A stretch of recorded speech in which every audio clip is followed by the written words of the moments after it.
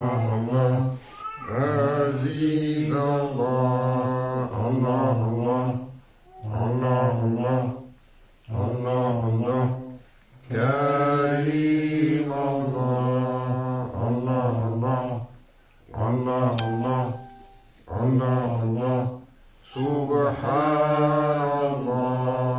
Allah, Allah, Allah, Allah, Allah, Allah, سلطان الله يا ربي أنت السلطان نحن عبيد أعوذ بالله من الشيطان الرجيم بسم الله الرحمن الرحيم الحمد لله والشكر لله ولا إله إلا الله ولا أكبر ولا حول ولا قوة إلا بالله العلي العظيم بسم الله الرحمن الرحيم أطيعوا الله أطيعوا الرسول والأولي الأمر منكم Ramadan Mubarak à tous, à toutes, Kulamantou B'Khair, qu'Allah ouvre ses faveurs, sa miséricorde, qu'il nous couvre les honneurs de ce mois, qu'il nous permette la purification de corps, de cœur et d'esprit, et qu'il nous ramène dans son intimité. Nous, les créatures si désireuses d'être indépendantes. Ça fait partie de notre individualité, de notre individuation, d'avoir cette indépendance. Et le serviteur se doit de briser l'indépendance de son ego, de l'assujettir afin que son être puisse retourner à son Seigneur et que la souveraineté de notre cœur de notre corps puisse être attribuée au roh, à l'âme. Voilà, Cheikh Nazim Qaddasallahu le disait, le corps est un univers et il a un sultan. Le sultan, c'est l'âme. Mais le sultan, il s'est fait détrôner par l'ego, qui prend le lead de la gouvernance. Et Allah Azzawajal nous a favorisés par un mois pour alors travailler, pour affaiblir cet ego, pour alléger notre condition. Et il disait quelque chose de particulier, lorsqu'il donnait ses recommandations pour le jeûne du mois de Ramadan. Il disait, comme le prophète sallallahu alayhi wa sallam a dit, celui qui jeûne de la nourriture et de la boisson, mais qui ne jeûne pas de sa langue et de son œuvre, alors Allah n'a que faire de son jeûne. Et Maulana Cheikh Nazim, il a précisé dans notre temps comment ce à quoi il faut faire attention. Il dit pour pouvoir contrôler la parole et pour pouvoir contrôler l'action, il faut briser ce qui nourrit la parole, ce qui nourrit l'action. Il a dit la porte d'entrée fondamentale pour l'humain qui lui donne qui génère sa machine à penser, c'est le regard. Et il disait, Maulana Cheikh Nazim, grand cher, c'est Cheikh Abdullah Faiz Dagestani, il invitait toujours ses mourides pour une intention, pour le jeûne le plus élevé. comme Sayyidina Cheikh Abdul Qadir Jilani, Qaddasallahu sirr, Ghaus Azam, comme il exprimait, il disait, vous avez 3 niveaux de jeûne. Celui de la faim, celui de l'action, un encore plus élevé, celui de la pensée, celui de l'intention.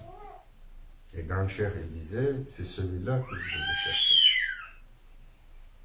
Chaque serviteur doit contrôler, essayer d'aller chercher le jeûne de la pensée. Et le jeûne de la pensée est tellement difficile car il est tellement facile d'avoir une mauvaise pensée. Il est tellement facile de condamner quelqu'un, de critiquer quelqu'un. Et Cheikh Nazim disait, la porte d'entrée pour la pensée, c'est le regard. À défaut du regard, si vous fermez les yeux, qu'est-ce qui reste comme porte d'entrée? L'ouïe. Et si tu peux goûter, mais ça ne te donne pas d'information. Ça te donne la saveur. Mais pour interagir avec le monde extérieur, la première porte, c'est le regard. La deuxième porte, c'est l'ouïe. Et le regard, voilà, la Cheikh le décrit, il dit, c'est l'outil chez le serviteur tout de suite qui met en branle sa pensée. Si on ne voyait pas, on penserait moins, on penserait différemment. On peut faire l'exercice d'écouter sa pensée. Oh, quel exercice difficile. Après 30 secondes, c'est fini, on a déjà oublié qu'on devait écouter notre pensée. Mais, bon, l'Anacher Kisham, il dit que c'est assez d'un exercice spirituel juste d'écouter ta pensée.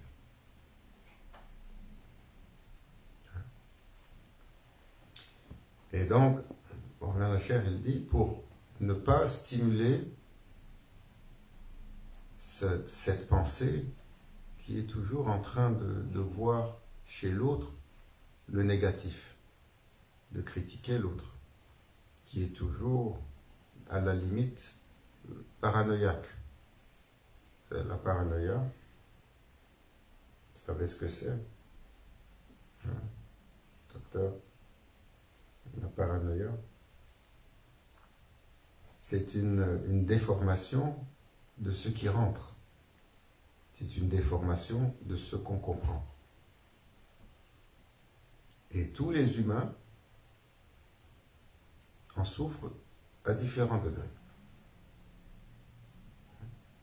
Pourquoi?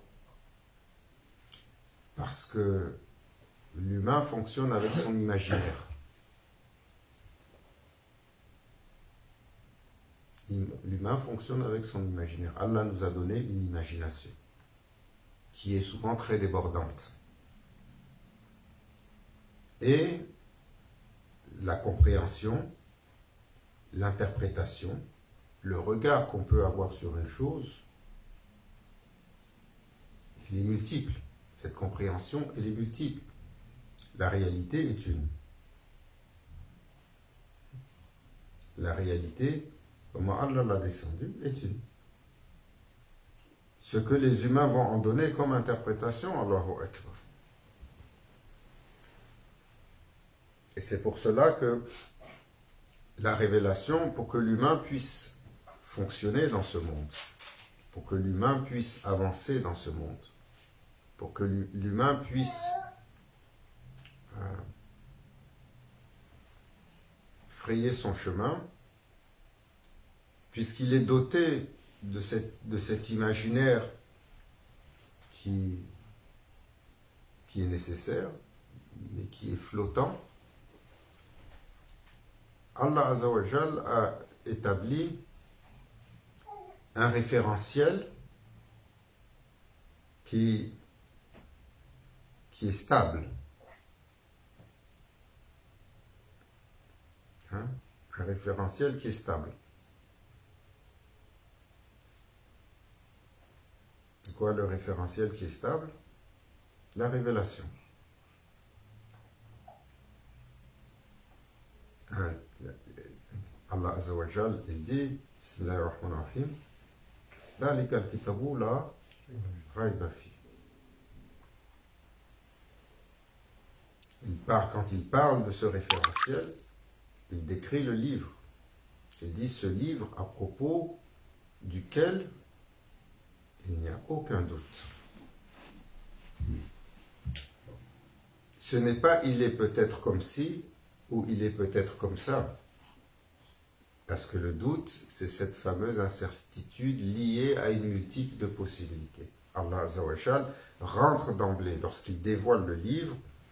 Il dit, c'est le livre absolu à propos de la vérité, de la réalité, qui ne permet pas de déviance. Et ce référent, si important, les humains aujourd'hui s'en moquent. Alors ils ont créé leur propre référent. Les droits de ci, la charte de ça, la constitution de ci, le code, hein, le code ci, le code ça.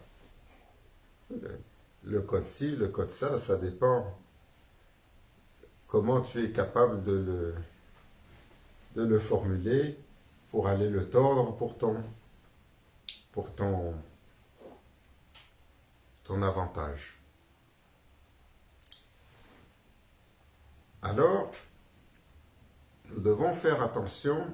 Maulana Cheikh, il dit que mes étudiants redoublent d'efforts sur ce mois pour essayer de réduire et de faire jeûner leurs pensées. Donc d'abord, il faut être conscient que la pensée n'est pas droite, ce qui est très difficile. Hein? Très difficile.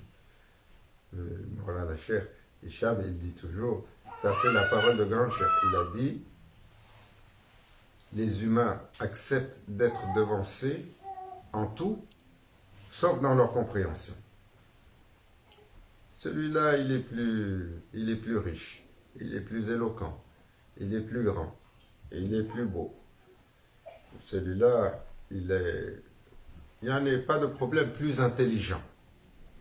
Hein, pourquoi? Parce que, bon, on ne va pas se comparer avec celui qui a tablé 3 ou 4 doctorats, on sait qu'on n'a pas la vitesse de résolution de son cerveau. Mais quand ça va venir à la compréhension des choses, chacun il est content avec sa compréhension et il établit que c'est celle-là.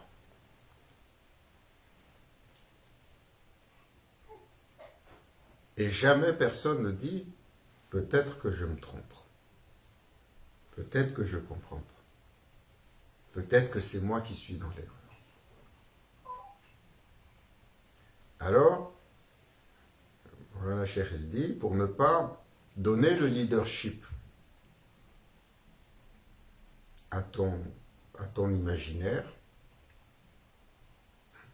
et à cette parole débordante qui va venir dans ta pensée. Ferme l'intra le plus important.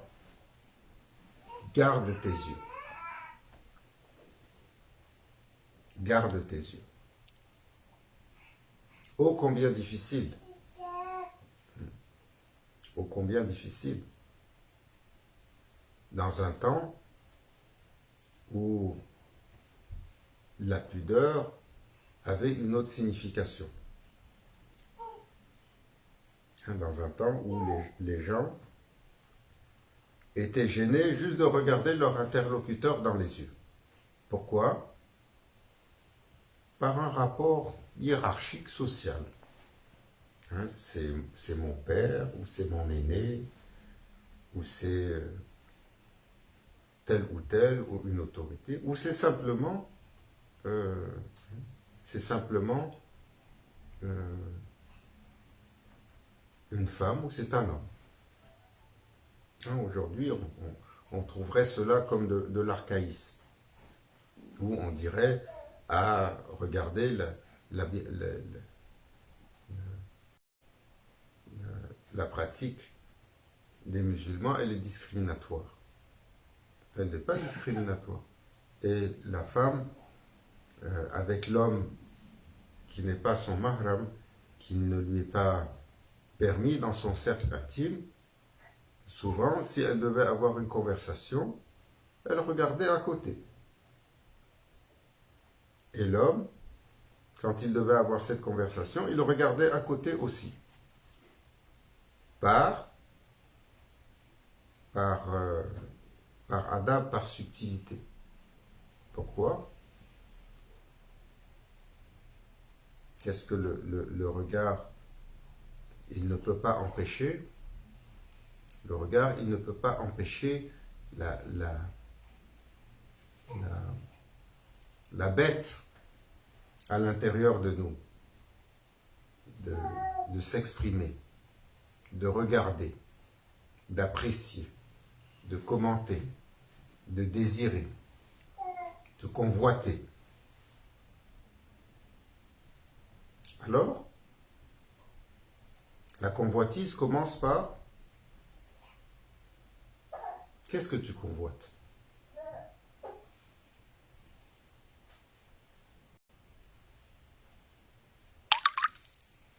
Qu'est-ce que l'on convoite?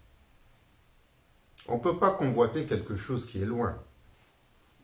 On convoite quelque chose vers lequel on peut tendre la main, vers lequel on peut avoir une action. Donc on convoite quelque chose qui est à notre proximité, qui est sous notre regard. Et l'une des règles de la discipline spirituelle de la distance est pour que le serviteur, dans son cheminement, alors qu'il est encore imprégné d'impureté, comme nous le sommes tous, qu'il est encore imprégné d'animalité, comme nous le sommes tous, donc d'un côté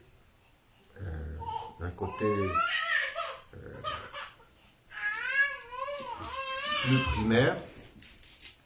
Alors pour ne pas convoiter, Sharia dit: dresse une barrière, comme ça tu ne peux ni désirer ni chercher dans ce que tu vois pas.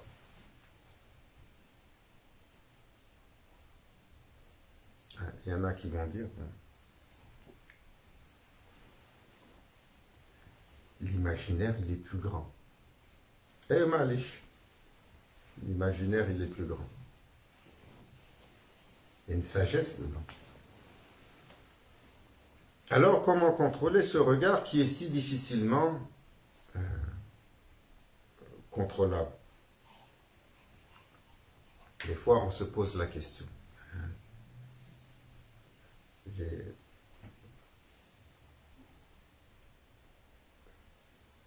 Quand il est aveugle, peut-être c'est une miséricorde et une faveur seulement s'il savait. Allah Azza wa Jal, il est juste. Même pour celui qui ne voit pas, il lui accordera un bienfait qui compensera cette déficience. Un bienfait ici-bas et un bienfait pour l'éternité.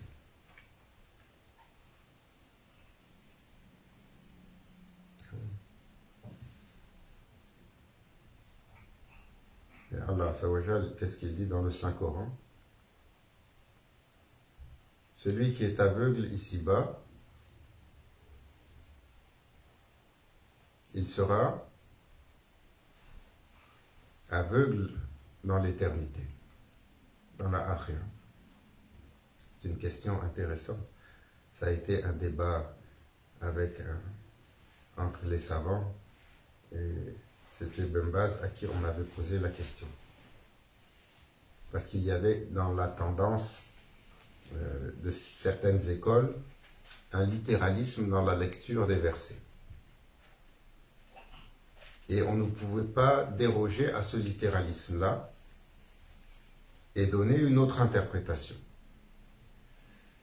Quand Allah il décrète que c'est comme ça, c'est une interprétation complète et il n'y a pas de sens figuré. Il n'y a pas de sens métaphorique.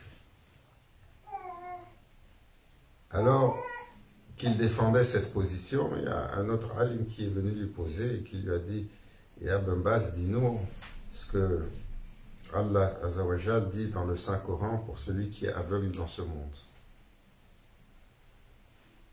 Celui qui est aveugle dans ce monde sera aveugle dans la akhira. » Il a dit « Oh cher, ça va être quelle tristesse pour toi de ne pas pouvoir te délecter dans la akhira avec les houris du paradis, parce que Ben Baz était aveugle. »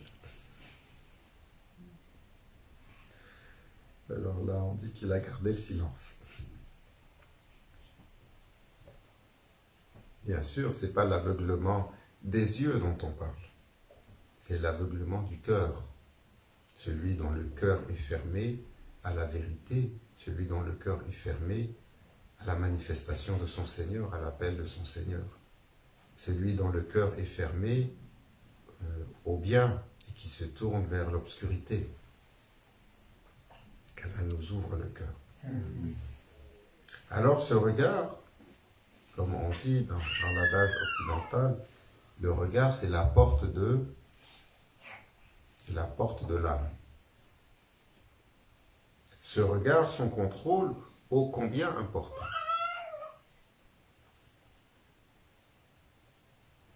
Et dans un temps comme le nôtre, où est-ce qu'il est très difficile de marcher en regardant par terre, parce que c'est la sunna.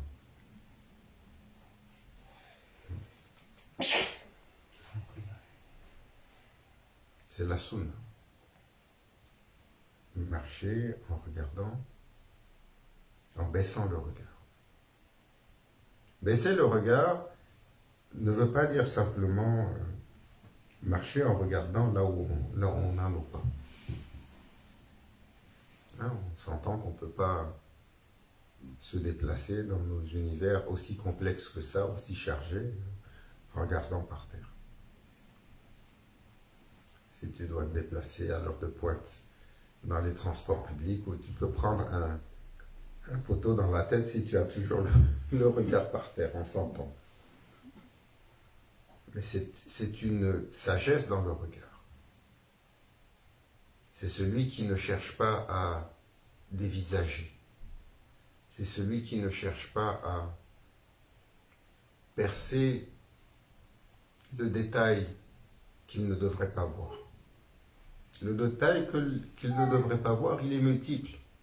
Soit il est un détail de l'intimité, soit il est un détail de la décence, parce qu'il y a des choses qui sont indécentes à regarder. Soit il est un détail de la propreté, il y a des choses qui sont impropres à regarder. Soit il est un regard de la critique, ce qui génère la critique, ce qui génère la mauvaise pensée, ce qui génère le comparatif, ce qui génère on disait tout à l'heure, la convoitise, hasad.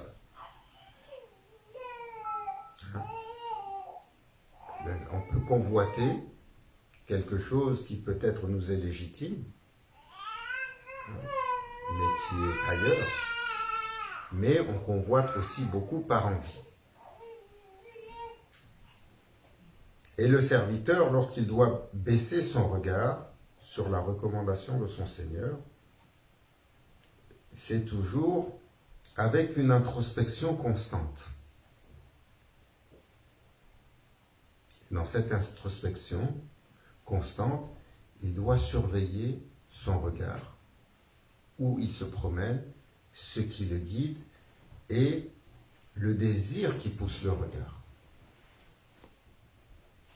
S'il y a une force qui pousse le regard. Hein, des fois, des fois tu es dans un sens, la scène est limpide, et d'un seul coup, tu ne sais pas qu'est-ce qui t'appelle pour tourner la tête et regarder derrière, et là tu tombes juste sur l'angle de vue que tu n'aurais pas dû voir. Qu'est-ce qui t'a fait tourner la tête? Non. Il y a le shaitan qui t'appelle.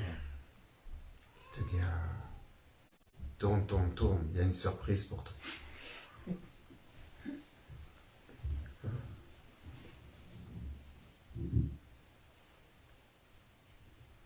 Mais il faut être à mesure d'être vigilant et d'avoir cette introspection, d'avoir cette vigilance sur notre regard. Et de voir qu'est-ce qui le motive, qu'est-ce qui le tire, qu'est-ce qui l'influence. D'une part, ça nous permet de comprendre le mécanisme qui influence le regard. D'autre part, une fois que le regard a lieu, parce que le regard a lieu constamment, il faut apprendre également à écouter ce qu'il en ressort. Qu'est-ce qu'il en ressort? Cette critique constante. Cette envie qui se déverse sur l'autre. Ce désir malsain de faire mal, d'amoindrir, de discréditer, de dénigrer ou de constamment vouloir tourner les choses à notre avantage. Il ne faut pas sous-estimer ce travail. Il a lieu constamment, constamment, constamment, constamment. Ce qui se passe dans l'esprit ne s'arrête pas. C'est quand la dernière fois que nous avons pu mettre notre pensée sur pause? Ce serait bon un petit mute de temps en temps. Il y a des gens où ça tourne tellement qu'ils sont obligés d'aller se faire interner. Parce que c'est pas amusant quand l'humain se dérègle. Ça donne beaucoup de problèmes. Mais, surtout de ce temps-ci. Un temps de pandémie, où l'humain est confiné, on est confiné un peu partout, nos habitudes sont contraintes. On se plaint beaucoup. Et moi, je me plains. D'ailleurs, pourquoi ils ont changé le couvre-feu à 9h30? Quel gouvernement étrange. 1h30, ça va changer quoi? C'est comme ça. Il y a une raison. Elle est valide, elle n'est pas valide. Le serviteur, il doit apprendre, tant qu'on ne l'empêche pas de faire sa prière, il doit apprendre à avancer et à tirer le bienfait. Alors le bienfait, alhamdoulilah, on fait sorba, dhikr, après le temps du Asr, qui est la belle période, pour valider et pour honorer la période de jeûne. Ça. Et Inch'Allah, on finit. Après pour le iftar. Chacun chez lui. Et il y en a maintenant qui font le iftar sur Zoom. Et pourquoi pas? C'est difficile. Il habite ici, sa mère ou son père habite de l'autre côté. Avec le couvre-feu, ils vont passer un mois sans pouvoir avoir un seul repas. Même s'ils ont le droit. Il y a beaucoup de parents seuls qui vont passer le mois de Ramadan sans pouvoir manger une fois avec leurs enfants. À moins d'aller dormir à domicile. Je ne sais pas quelles sont les règles, on ne veut pas déroger aux règles. Mais, comme on disait la dernière fois, le serviteur doit alors prendre la valeur ajoutée à ce qu'il, où il la trouve. C'est une période de séclusion. Inch'Allah, le iftar dans la présence divine. Le iftar à la table du prophète sallallahu alayhi wa sallam. Le iftar sous la bénédiction du cheikh, même si on est seul.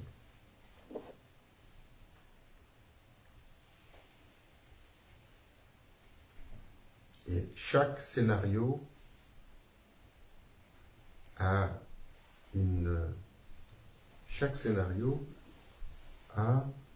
chez Allah une raison.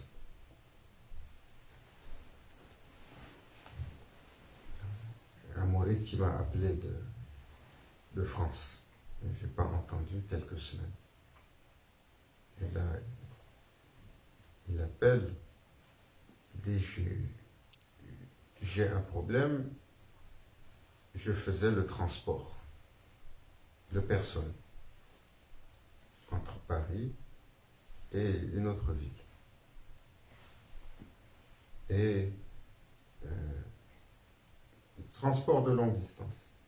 Et j'ai transporté des gens à plusieurs reprises pour les amener à une destination. Après, je les ramenais sur Paris. Et les clients que je transporte, des fois, ils me rappellent. Donc, ils m'ont rappelé 2 fois. Après, ils ont passé mon numéro à eux. Et là, après, quand je vais à la même destination, la police m'arrête. Qu'est-ce que j'ai fait? Tu fais partie d'une association de malfaiteurs, d'un groupe qui se déplace pour aller extorquer des personnes âgées. Mais j'ai rien à voir avec ça. Moi, je fais du transport. Non, tu dois être dans l'association. Ça fait 1 mois qu'il est en prison. Le comble, quand ils l'ont arrêté, sa femme est à la veille d'accoucher. Elle a accouché, alhamdoulilah, d'un garçon en santé. Allah lui accorde une longue vie, seul. Il est en prison.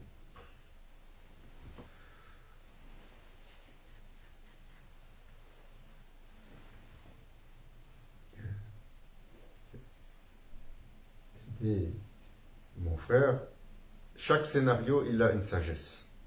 Il a dit, je suis pas bien. Je me dis, mais j'ai jamais volé dans ma vie. Qu'est-ce que j'ai fait pour mériter ça? Il y a une raison. Il dit, Allah, Azawajal, fa'inna ma'al usri yusra. Déjà. Il dit, après la difficulté vient la facilité. Mais Allah, Azawajal, alors qu'il te met sous l'épreuve et que tu es patient, confiant, tawakkaltu ala Allah, que tu déposes ta confiance sur ton Seigneur. Jamais, au sortir, tu vas sortir sans être gagnant. J'ai dit, l'épreuve que tu passes, combien de prophètes l'ont eu? Même si elle est difficile. C'est Youssouf alayhi salam. Combien de temps il a disparu? Il a été jeté dans un puits, seul au fond du puits, au milieu du désert. Allah Azawajal l'a fait secourir par des gens qui l'ont pris comme esclave. Pour le préparer à quoi? À devenir prince d'Égypte. Avant d'être prince d'Égypte, quand Zuleika l'a accusé, il a passé 7 années dans un donjon. 7 années. Quand Maulana Cheikh, Cheikh Nazim, il nous a raconté cette histoire. Vous savez, les awliya ne sous-estimez pas leur capacité. Des fois, Maulana Cheikh, il parle, il s'arrête comme s'il regarde. Et vous voyez effectivement qu'ils sont en train de regarder quelque chose. Il a dit, ils l'ont jeté dans un donjon. Il s'arrête, il regarde, il dit, aucun d'entre vous n'y aurait survécu 1 semaine. Tellement il était rude ce donjon. Il est resté 7 ans. Sayyidina Yunus alayhi salam, on l'a jeté dans le ventre de la baleine. Qu'est-ce qu'il a dit? La ilaha illa anta subhanaka inni kuntu minadh dhalimin.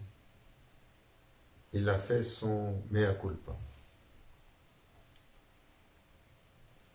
Hein? Pourquoi? Parce que dans la difficulté, le serviteur se doit de reposer sur son Seigneur. Et plus sa station augmente, plus sa confiance doit être importante en son Seigneur. Pourquoi Sayyidina Yunus alayhi salam, Allah Azza wa Jal a fait sortir la baleine qui est venue l'avaler? Hein? Au début, il n'y a pas de baleine dans le scénario. Il était sur le bateau, il y a eu la bisbille, ils l'ont jeté par-dessus bord. Et là, il était fâché. Il s'est fâché contre les gens qui l'ont jeté par-dessus bord. Parce qu'il a regardé l'action sans donner louange à celui qui a écrit l'action. Hein? Comme disent les Arabes au Cham.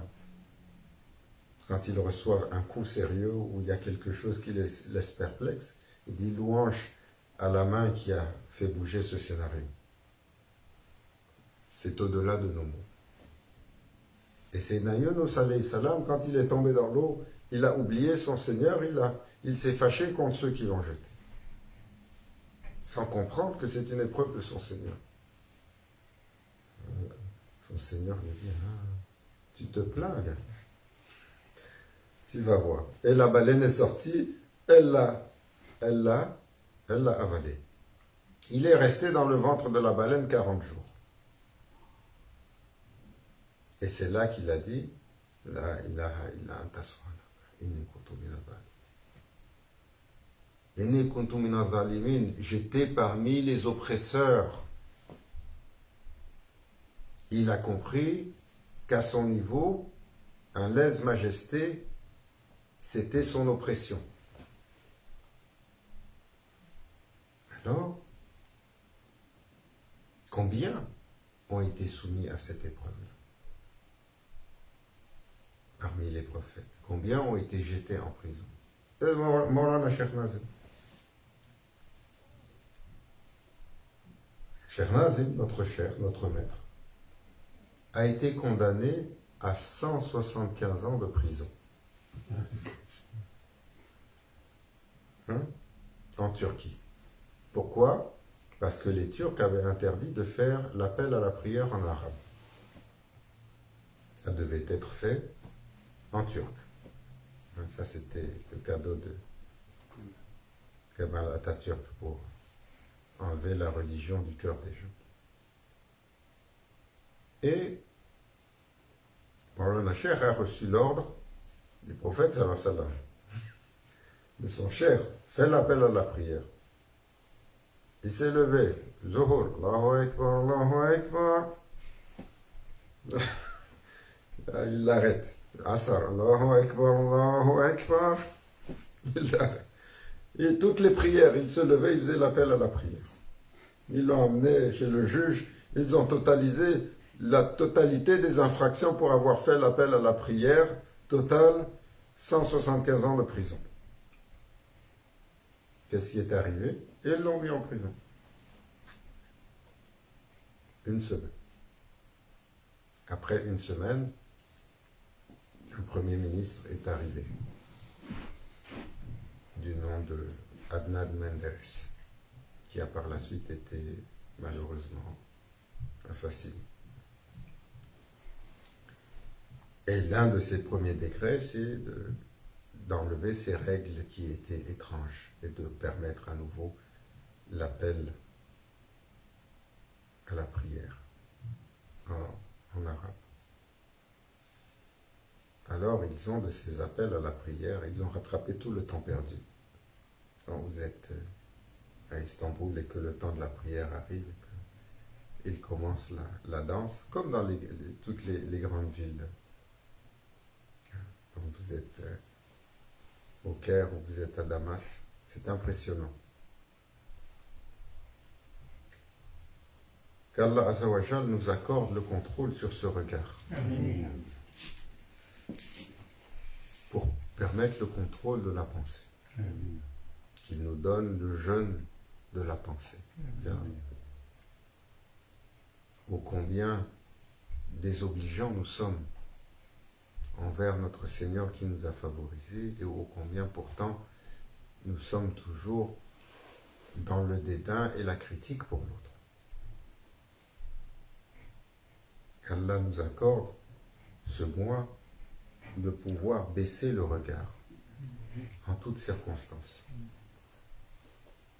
Qu'il soit le regard de critique, qu'il soit le regard de convoitise, ou le regard d'envie, ou le regard condescendant, ou le regard suprémaciste, ou le regard indigne, ou le regard pervers, ou le regard indiscret, quel qu'il soit. Ya Rabbi, accorde-nous de pouvoir baisser le regard, accorde-nous le contrôle sur ce regard pour nous permettre de jeûner de la pensée et d'avoir la pensée limpide envers les autres, la pensée bienveillante envers les autres, la pensée sans critique, la pensée du croyant qui, même s'il voit un défaut, tout de suite, il trouve une excuse. Trouver une excuse à nos frères et à nos sœurs, autant faut-il avoir pour eux amour, respect et compassion. Qu'Allah nous accorde ce mois, en ce mois, cette ouverture magnifique. La